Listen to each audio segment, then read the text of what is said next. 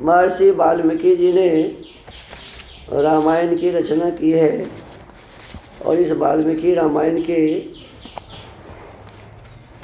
बाल कांड के 59वें सर्ग का हम सभी स्वाध्याय कर चुके हैं। आज षष्ठीतम सर्ग 60वें सर्ग का स्वाध्याय करेंगे। पिछले सर्गों में बताया कि वे लोग विकृत एवं विरूप होकर इन लोकों में विचरे, साथ ही दुर्बुद्धि महोदय भी, जिसने मुझ दोषहीन को भी दूषित किया है, मेरे क्रोध से दीर्घ काल तक सब लोकों में निंदित, दूसरे प्राणियों की हिंसा में तत्पर और दयाशून्य निषाद योनि को प्राप्त करके दुर्गति भोगेगा। ये श्राप कौन देते हैं? विश्वामित्र जी वशिष्ठ के पुत्रों को और महोदय को, क्योंकि महोदय जी ने भी उनकी बात नहीं मानी थी और ये 100 पुत्र जो वशिष्ठ के थे उन लोगों ने भी इनकी बातें नहीं मानी थी। ऋषियों के बीच में ऐसा कहकर महातपस्वी, महातेजस्वी एवं महामुनि विश्वामित्र चुप हो गए। अब आगे क्या है? तपोबल हतान ज्ञात्वा वसिष्ठान समहोदयान ऋषि मध्य महातेजा विश्वामित्रो व्यभाषत। सतानंद जी कहते हैं, हे श्री राम, महोदय सहित वशिष्ठ के पुत्रों को अपने तपोबल से नष्ट हुआ जान महातेजस्वी विश्वामित्र ने ऋषियों के बीच में इस प्रकार कहा।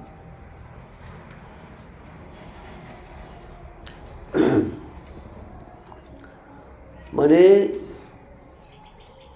महोदय सहित वशिष्ठ के पुत्रों को क्या कर दिया जी? अपने तपोबल से नष्ट कर दिया, मने जला दिया। कहते हैं नष्ट हुआ जानकर महातेजस्वी विश्वामित्र ने ऋषियों के बीच में आगे फिर बोले, अयम इक्ष्वाकुदायादश त्रिशंकुरिति विश्रुतः धर्मिष्ठश्च वदान्यश्च मां चैव शरणं गतः। मुनिवरों, ये इक्ष्वाकु वंश में उत्पन्न राजा त्रिशंकु हैं। ये विख्यात नरेश बड़े ही धर्मात्मा और दानी रहे हैं तथा इस समय मेरी शरण में आए हैं।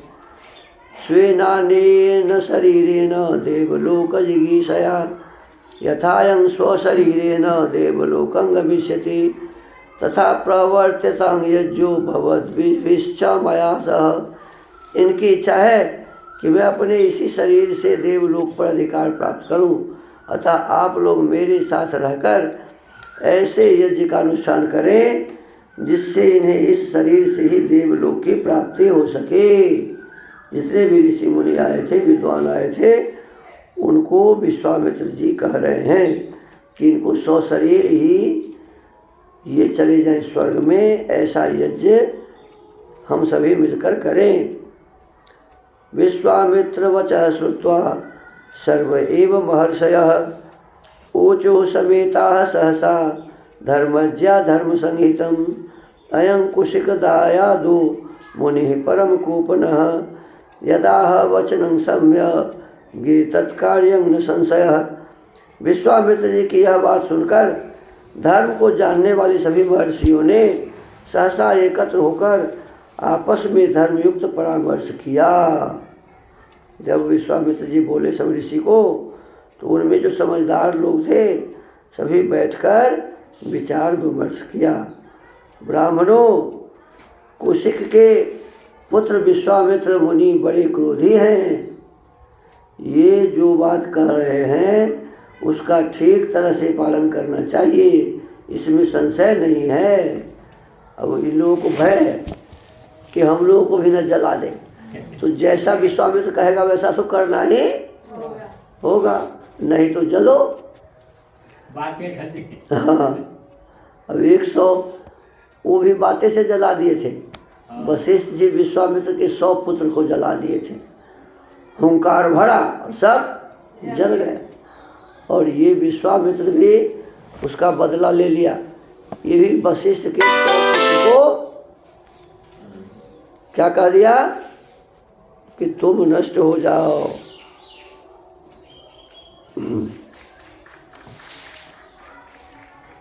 विकृत एवं विरूप होकर इन लोकों में विचरे, साथ ही मने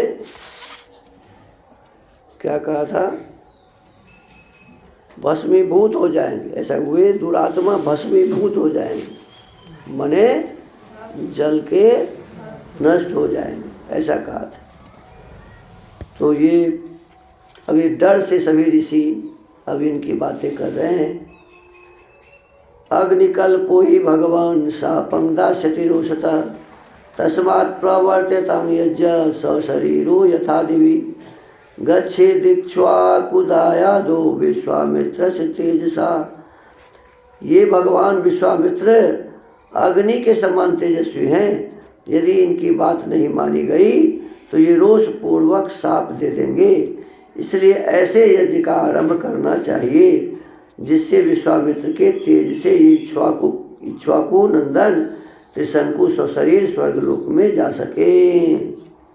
तथा प्रवर्त्यतां यज्ञ सर्वे समधितिष्ठत एवं मुक्त्वा महर्षयः संजहरुस्ताः क्रियास्तदा। इस तरह विचार करके उन्होंने सर्वसम्मति से यह निश्चय किया कि यज्ञ आरंभ किया जाए। ऐसा निश्चय करके महर्षियों ने उस समय अपना अपना कार्य आरंभ किया। याजकश्च महातेजा विश्वामित्रो भवत्कृतो, ऋत्विजश्चानुपूर्वेण मंत्रकोविदाः, चक्रो सर्वाणि कर्माणि यथा कल्पं यथा विधि। महातेजस्वी विश्वामित्र स्वयं ही उस यज्ञ में याजक अध्वर्यी हुए। फिर क्रमशः अनेक मंत्रवेत्ता ब्राह्मण ऋत्विज हुए, जिन्होंने कल्प शास्त्र के अनुसार विधि एवं मंत्रोच्चारण पूर्वक सारे कार्य संपन्न किए। अब देखो, शास्त्र है एक कल्प, शिक्षा, फिर कल्प, फिर व्याकरण, फिर निरुक्त, फिर छंद, फिर ज्योतिष, ये 6 शास्त्र हैं। उसमें एक कल्प शास्त्र है। तो कल्प शास्त्र के माध्यम से बहुत बड़े बड़े यज्ञ किए जाते हैं। अब ऐसा यज्ञ का वर्णन है कल्प शास्त्र में कि देह सहित कहाँ चला जाएगा जी? स्वर्ग, ऐसा कह रहे हैं। मंत्रोच्चारण पूर्वक सारे कार्य संपन्न किए। अब कल्प शास्त्र के अनुसार यज्ञ हो गया। अब यज्ञ के पश्चात ततः कालेन महता विश्वामित्रो महातपाः, चकारावाहनं तत्र भागार्थं सर्वदेवताः, नाभ्यागमस्तदा तत्र भागार्थं सर्वदेवताः। तदनंतर बहुत समय तक यत्न पूर्वक मंत्र पाठ करके महातपस्वी विश्वामित्र ने अपना अपना भाग ग्रहण करने के लिए संपूर्ण देवताओं को आह्वान किया, परंतु उस समय वहाँ भाग लेने के लिए वे सब देवता नहीं आए। जो मना किए थे वो देवता नहीं आए। अब इसके पश्चात क्या हुआ, इसकी चर्चा हम आगे करेंगे। आज के इस वाल्मीकि रामायण के स्वाध्याय को यहीं विराम देते हैं। ओम।